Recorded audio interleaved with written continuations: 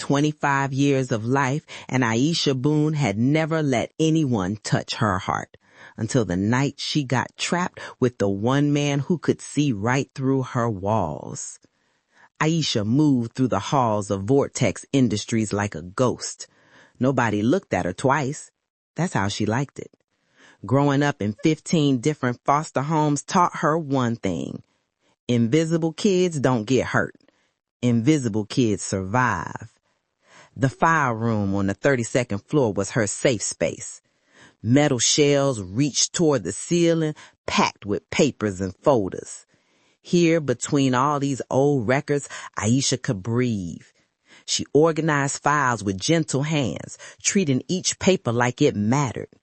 Her dark skin glowed soft under the computer screen light. Her hair stayed pulled back, simple and neat. Everything about her said, "Don't notice me." But someone had noticed. Elijah Varelli, the CEO who ran this whole building, had been watching her for months. She'd catch them gray eyes on her sometimes. In the elevator, in the hallway, during meetings. It made her stomach flip every time. Men like him didn't look at women like her. He was powerful, rich, fine as anything in his expensive suits.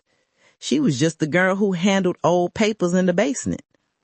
Tonight was Friday, and Aisha was getting ready to go home when her phone rang.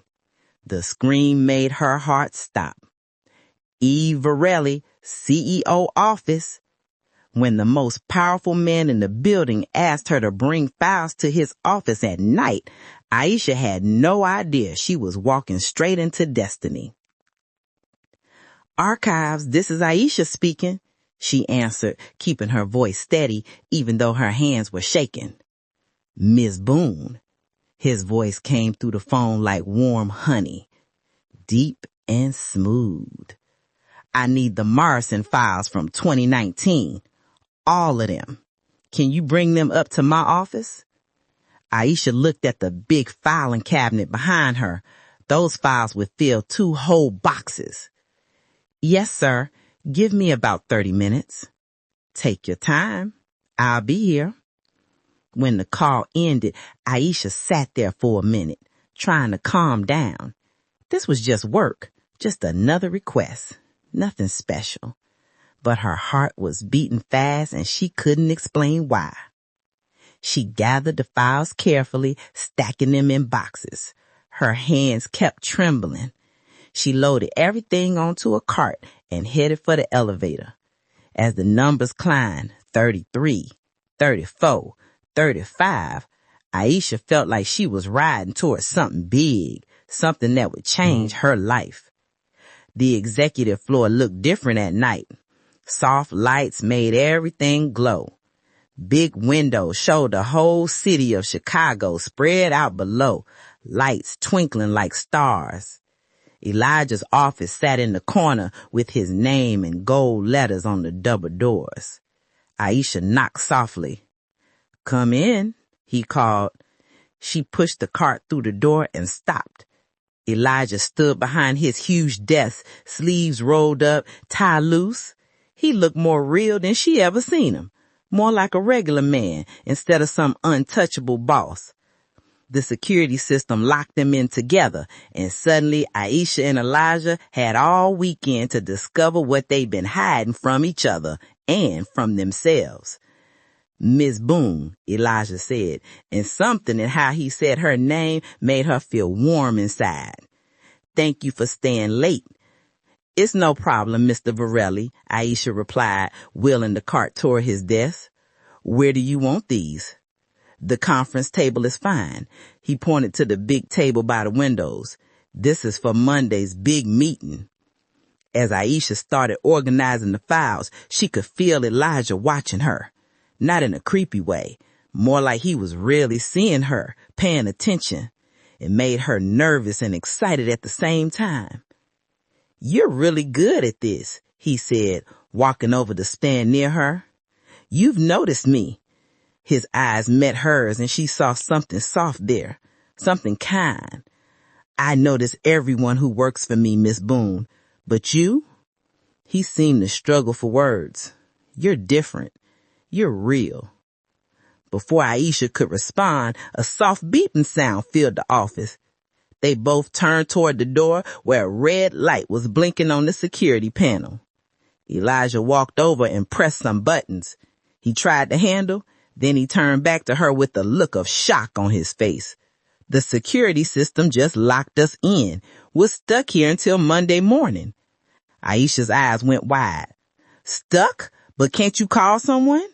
Security left 2 hours ago. The building runs on automatic systems over the weekend. Elijah ran his hair through his perfect hair, messing it up. I'm so sorry, Miss Boon. This has never happened before. Standing there, Aisha felt something strange. She should be scared or upset. Instead, she felt like maybe, just maybe, this was meant to happen.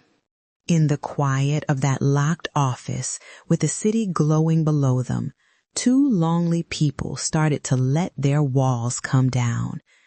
The first hour was awkward. They made small talk about the weather, about work, about nothing important. Elijah tried calling the security company that they only helped with life or death emergencies. Being locked in a fancy office didn't count. Are you hungry? Elijah finally asked. He pressed a button on the wall, and a hidden panel slid open to show a small kitchen. CEO Perks, he said with a little smile. That's pretty cool, Aisha said, letting herself smile back. He made them both coffee, and they sat in the leather chairs by the conference table. The city lights sparkled outside the windows. Inside, the office felt like its own little world, separate from everything else. How do you do it? Aisha asked. Run all this, make decisions that affect thousands of people, never seem scared or unsure. Elijah looked at her over his coffee cup. Who says I'm never scared? You always look so in control. Control is fake, Miss Boon, he said quietly. The best I can do is make smart choices and hope I'm right more than I'm wrong. Something in his voice made Aisha really look at him. In the soft light with the city spread out behind him, he looked tired. Not body tired, but soul tired. Like success and power couldn't fill up the empty spaces inside him. What about you? Elijah asked. How'd you end up working in the file room? You seem like you could do more. Aisha felt her chest tighten. She didn't talk about her past, ever. But something about this moment, this man, made her want to try. I like the quiet, she said. Files don't judge you or ask hard questions. They don't leave you behind. But is quiet enough? He leaned forward. Is just existing quietly really living? The question cut deep. Aisha stood up and walked to the window, needing space. Sometimes quiet is all you can handle. When you've never had a safe place to be loud, quiet becomes home. She felt him come up behind her, close but not touching. What happened to your safe places? Aisha closed her eyes. Foster care. 15 different homes before I aged out at 18. You learn not to get attached when everything is temporary. That's why you make yourself invisible. It wasn't a question. Aisha nodded. Invisible kids don't cause problems. They don't get moved around as much. And invisible adults don't get hurt. The silence between them felt heavy with understanding. Finally, Elijah spoke, his voice barely above a whisper. I see you, Aisha. When Aisha told Elijah her deepest secret, she had no idea those words would shatter both their worlds and rebuild them into something new. Hearing her first name from his lips made Aisha turn around. Elijah stood there, close enough that she could smell his cologne. His eyes looked at her like she was precious, like she mattered.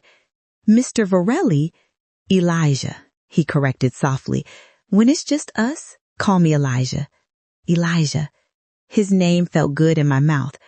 Why are you being so nice to me? His hand came up toward her face, then dropped back down. Because you're the only real person I've met in years. Everyone else wants something. Money, power, connections. You just exist. Beautifully. Quietly. Honestly. Tears filled Aisha's eyes. I don't know how to be anything else. Don't change. His voice was fierce. The world has enough fake people. We need more real ones. The air between them felt electric. Aisha could feel something shifting inside her, walls she'd built over 25 years starting to crack. I need to tell you something, she said, her voice shaking. Something I've never told anyone. Elijah waited, his face patient and kind. She struggled with the words, her face getting hot. I've never been close to anyone, never trusted anyone enough to let them touch me. Not like that. Elijah's eyes widened, but not with judgment, with something that looked like respect. Never? Aisha shook her head, unable to meet his eyes. I know it's weird for a 25-year-old woman, but it's not weird. His voice was strong, making her look up. It's special. You protected something sacred in a world that tries to take everything from us. Tears spilled down her cheeks. This time, when Elijah raised his hand to her face, she didn't pull away. His touch was gentle, careful, like she was made of something precious. Why are you telling me this? He asked softly.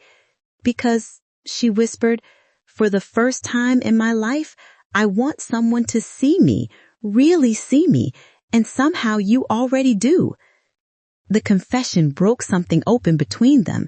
As the city lights twinkled outside and the night stretched ahead of them, both Aisha and Elijah knew they were standing at the edge of something that would change them forever. In that moment, when their lips finally met, Aisha discovered that love wasn't something to be afraid of. It was something to be brave enough to claim. I need you to know something, Elijah said, his thumb gently wiping away her tears. I've been watching you for months, not in a creepy way, but you fascinated me. The way you move through this building like you're carrying a beautiful secret. The way you treat files like they're important. The way you've never asked me for anything. Aisha's breath caught. You noticed all that? I noticed everything. His other hand came up to frame her face. How you take the stairs when you think nobody's looking. How you eat lunch alone in your office while reading old paperback books. How you smile at the security guard but never look the executives in the eye. You make me sound more interesting than I am. You have no idea how amazing you are, do you? His gray eyes searched hers. In a building full of people climbing over each other for power, you're the only one who seems happy with who you are. I'm not happy, Aisha whispered. I'm scared every single day. Of what? The man who had whispered words of love just hours before now looked at Aisha like she was a stranger, and it broke something inside her that she didn't know could break. Aisha woke up alone. The bed beside her was cold, the sheets already smoothed down like nobody had slept there. For a second, she wondered if the whole weekend had been a dream. The confession, the kisses, the way Elijah had held her like she mattered.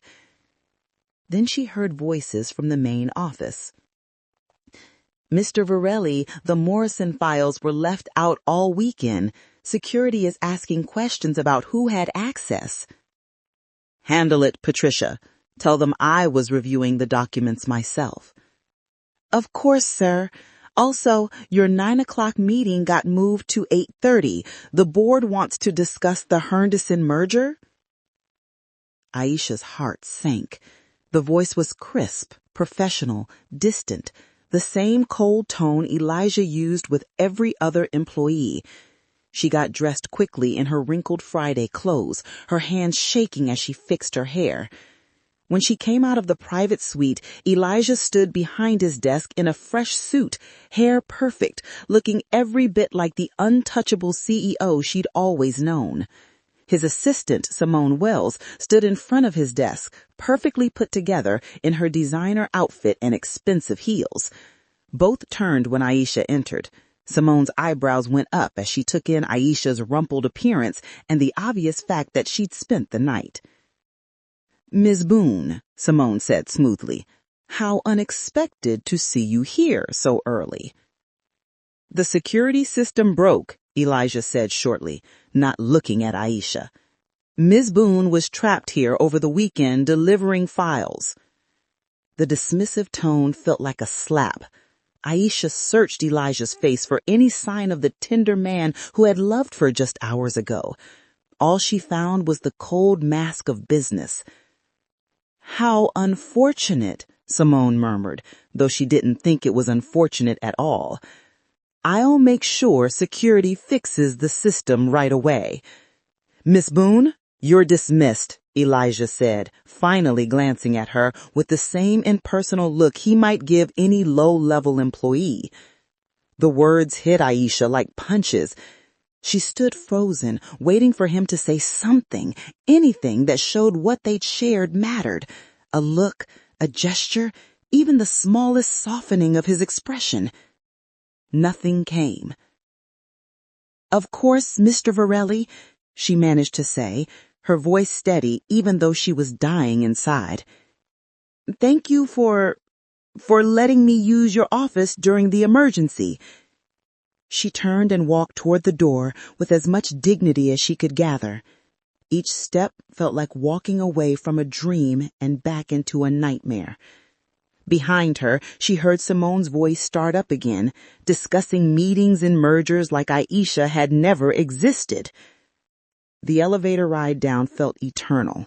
When the doors opened on the 32nd floor, Aisha was grateful it was still early. Most people wouldn't be here for another 30 minutes, giving her time to pull herself together. She made it to her desk before the tears started. They came in silent waves, each one carrying the weight of her broken expectations. She'd known it was too good to be true. Men like Elijah Varelli didn't fall in love with women like her.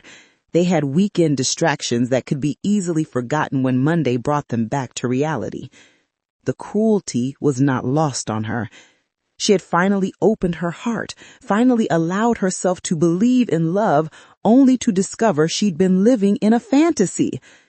Elijah's weekend words about seeing her, about loving her, about wanting to be worthy of her, they had evaporated like morning mist.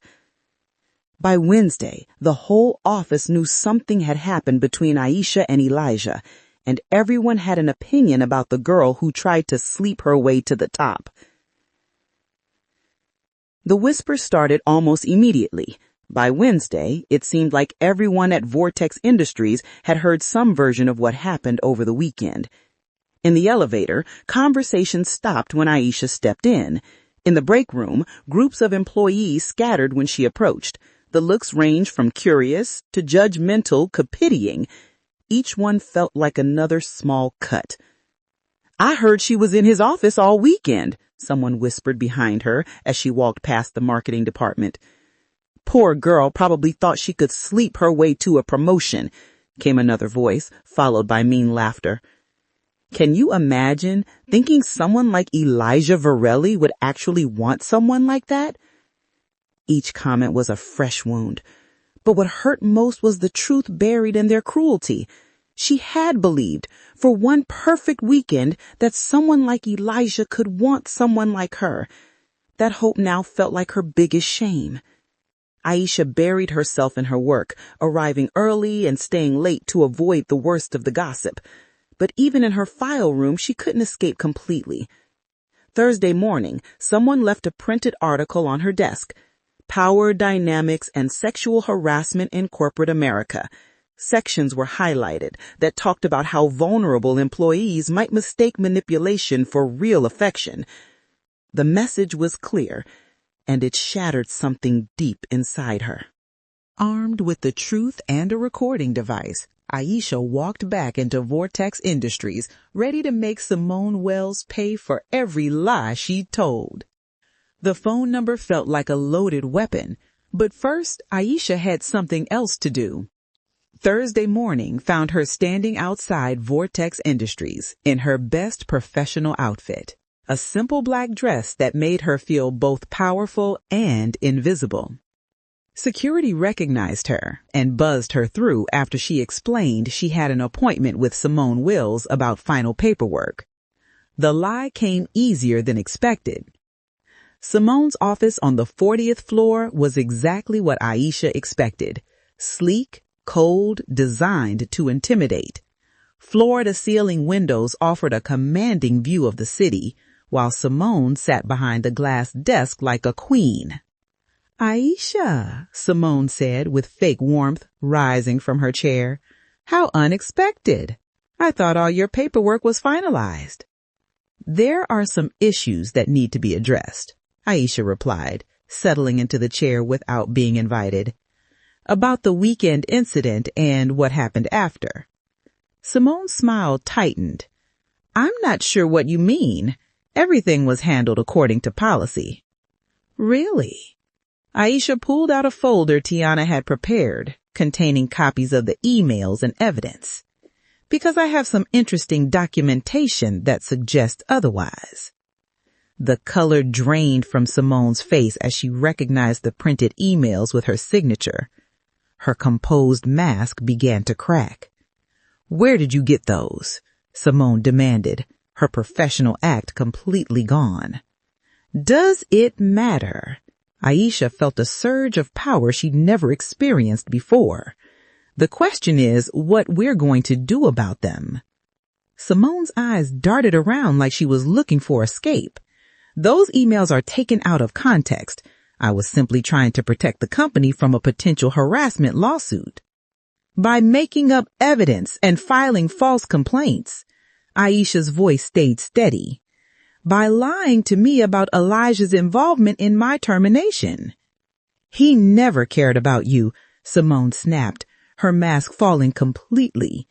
"You were a weekend distraction, nothing more. Did you really think someone like Elijah Varelli would throw away everything for a nobody like you?" The words were designed to wound, but instead of pain, Aisha felt only clarity. "You're right," she said quietly. "I am a nobody. I have no power, no connections, no influence, which makes your whole conspiracy to destroy me rather interesting." Simone's mouth opened and closed. "You see," Aisha continued, pulling out her phone, "I've been wondering why you went to such lengths to get rid of someone so unimportant, and I think I finally understand."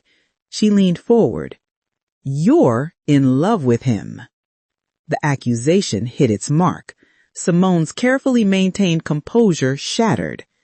"You don't know what you're talking about." "Don't I?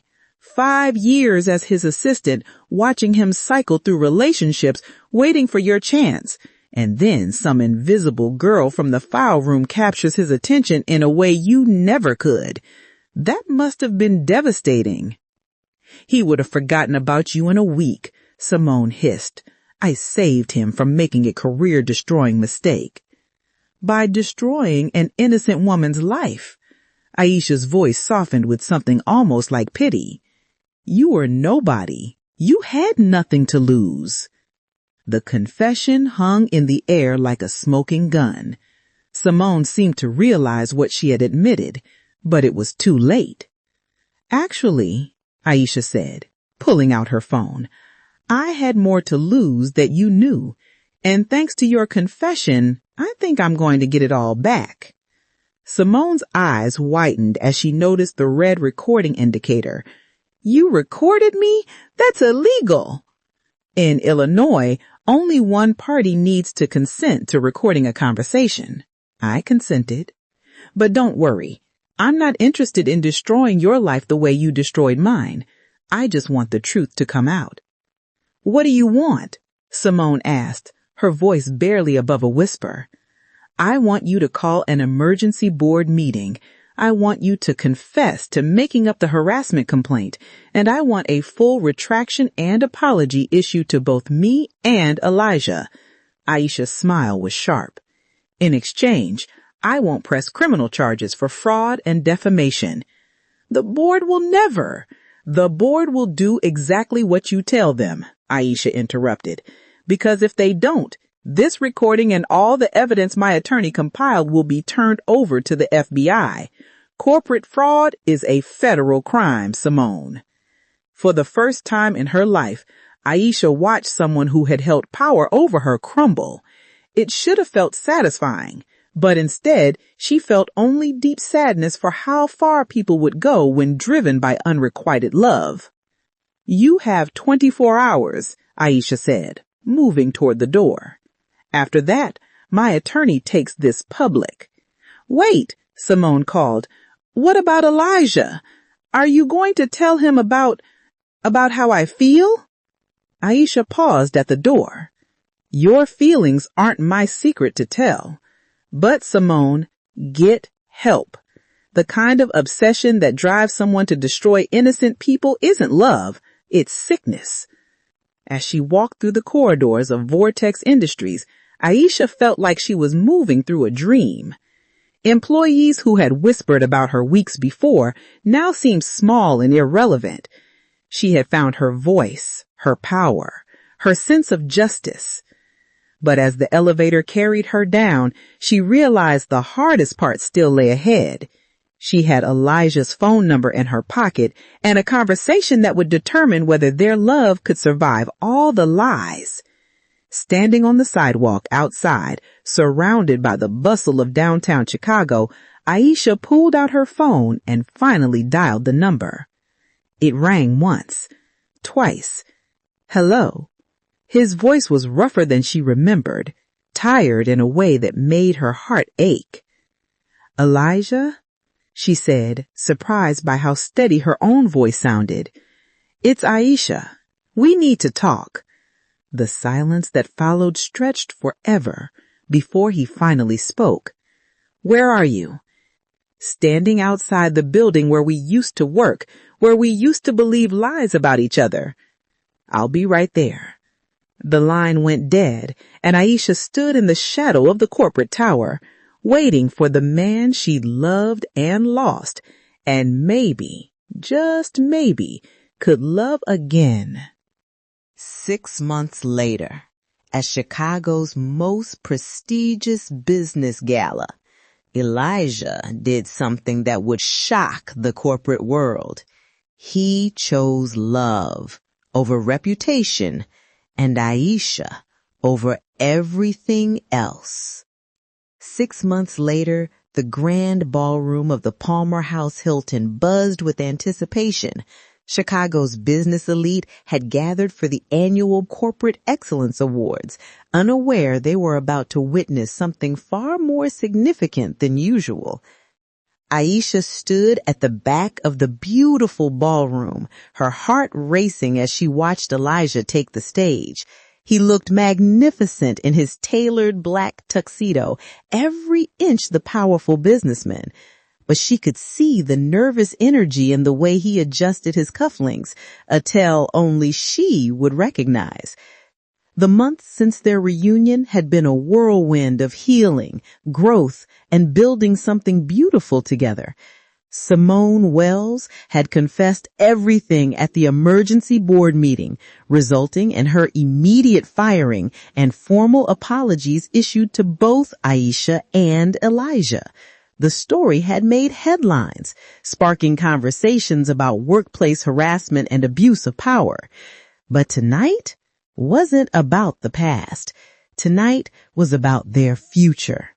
Ladies and gentlemen, the event coordinator announced, please welcome Elijah Varelli, founder and CEO of Varelli Enterprises.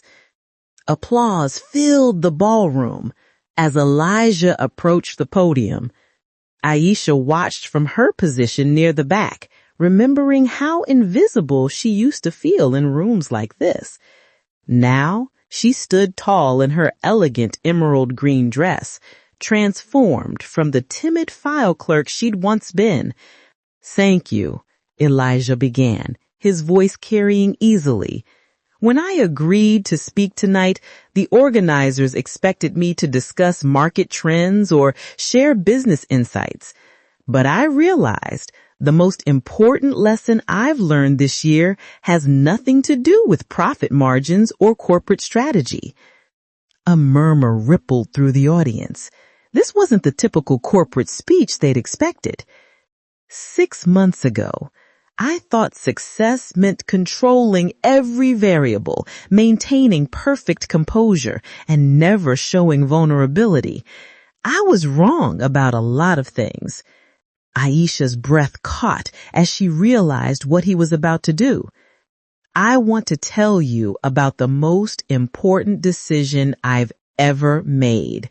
Not the choice to start my own company, not any merger or acquisition, but the decision to love someone completely and publicly, regardless of what anyone else might think.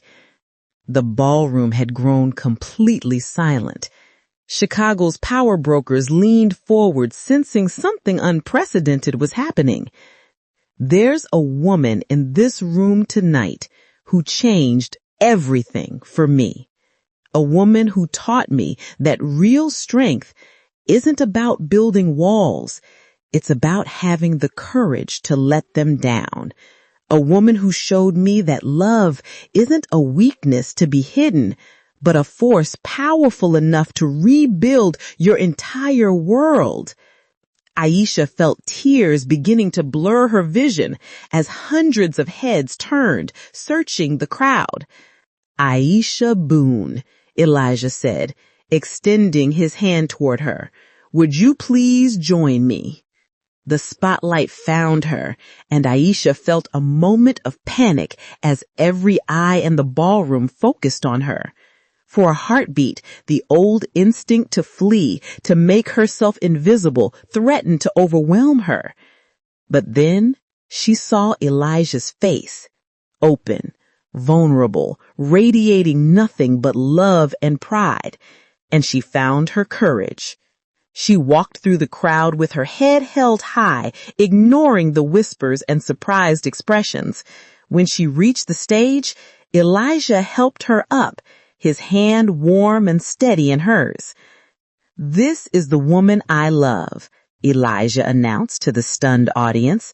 The woman who was nearly destroyed by corporate politics and workplace harassment, who could have chosen bitterness and revenge, but instead chose justice and forgiveness.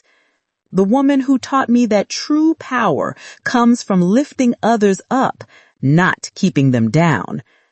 The applause started slowly, building as people began to understand the magnitude of what they were witnessing. Aisha, Elijah said, turning to face her fully.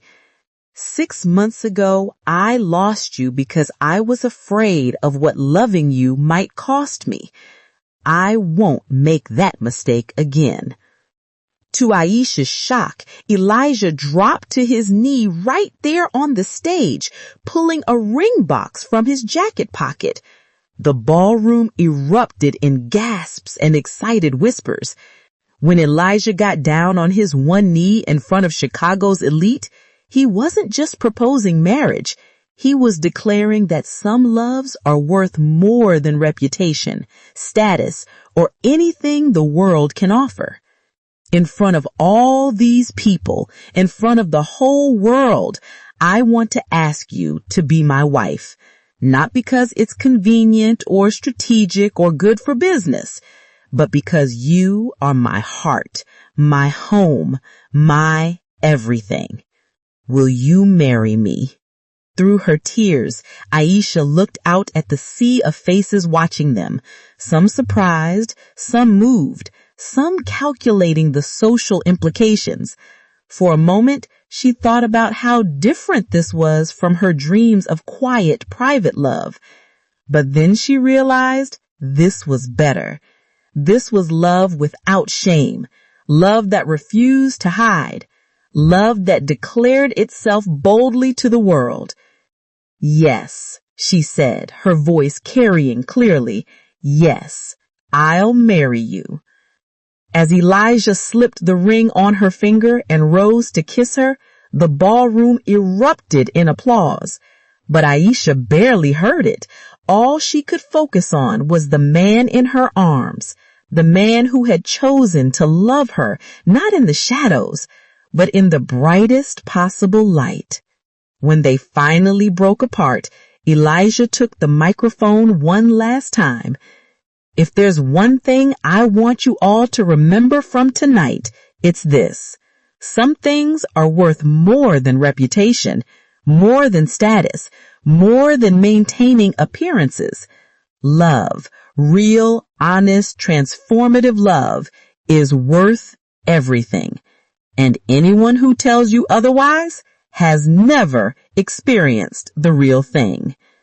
As they left the Palmer house into the Chicago night, past the flashing cameras and shouted questions from reporters, Aisha squeezed Elijah's hand and smiled.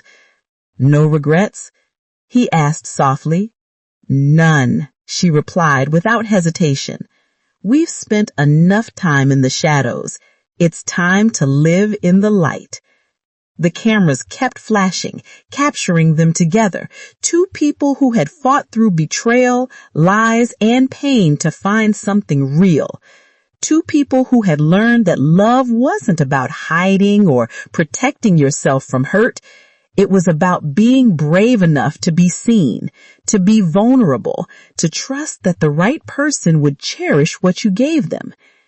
6 months later, their wedding would make the front page of every society magazine in the country, not because it was the social event of the season, but because it represented something rare and beautiful, a love story that had survived betrayal, overcome lies, and emerged stronger on the other side. In a small church in the Pilsen neighborhood where Aisha had once felt invisible and alone, she became Aisha Varelli, promising to love and be loved without shame, without hiding, and without fear. The morning of the wedding, Aisha stood in front of the mirror in the small room behind the church sanctuary. The dress was simple but beautiful, cream-colored lace that made her dark skin glow. Her hair was styled in natural curls that framed her face. She looked different from the scared girl who used to hide in file rooms.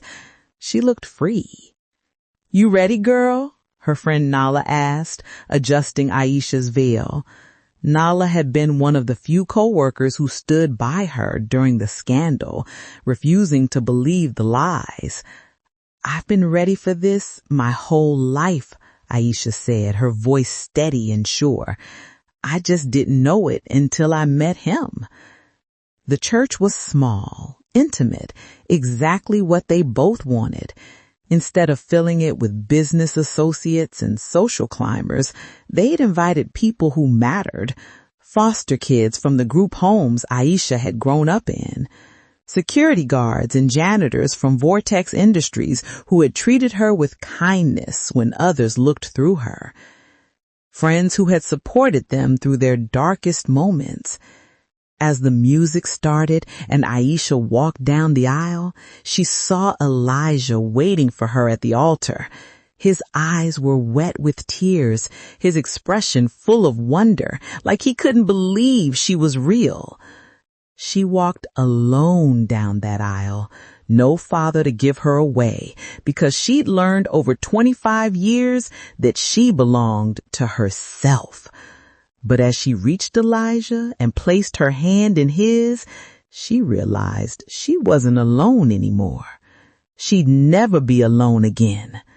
The pastor, an older black woman who had run one of the group homes where Aisha had lived, smiled at them warmly. "We're gathered here today to witness something beautiful, not just a wedding, but a testament to the power of truth, courage, and love that refuses to hide." As they exchanged vows, Aisha thought about everything they'd been through. The perfect weekend that started it all, the devastating betrayal that almost destroyed them, the lies that tried to keep them apart, the truth that brought them back together. I promise to see you, Elijah said, his voice thick with emotion. Always, even when you try to make yourself invisible. I'll see you. I'll cherish you. I'll stand beside you through every storm. I promise to be brave, Aisha replied, tears streaming down her face. To trust you with my heart, to build a home with you where we both belong.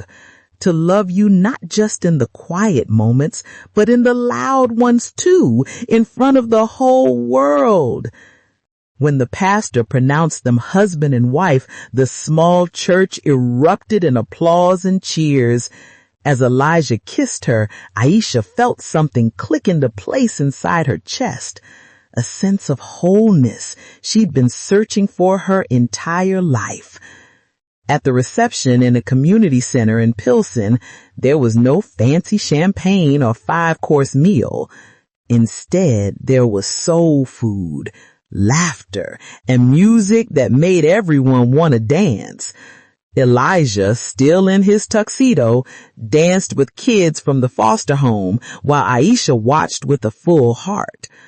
Later, as they cut the cake, someone shouted, "Speech!" Elijah pulled Aisha close and raised his glass.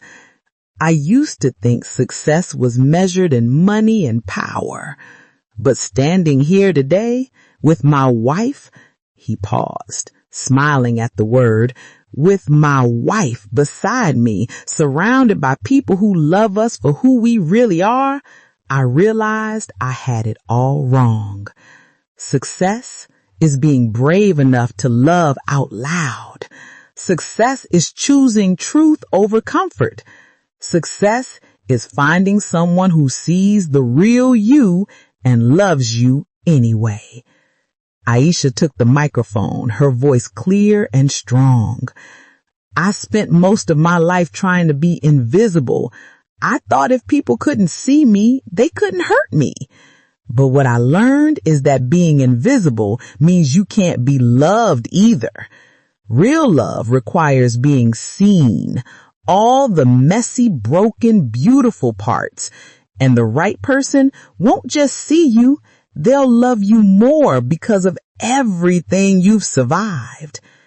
As the party continued around them, Elijah pulled Aisha onto the dance floor. They swayed together to an old love song, surrounded by people who believed in them when no one else did. "What are you thinking about?" Elijah asked softly. "I'm thinking about that night we got locked in your office. How scared I was. How sure I was that nothing good could come from being seen. And now I know that being seen by the right person is the most beautiful thing in the world." She looked up at him, her eyes shining. "I love you, Elijah Varelli. Thank you for seeing me. I love you, Aisha Varelli. Thank you for being brave enough to let me." As they danced, Aisha thought about the girl she used to be, the one who hid in file rooms and believed she wasn't worthy of love. She thought about everything she survived: foster care, loneliness, betrayal, scandal.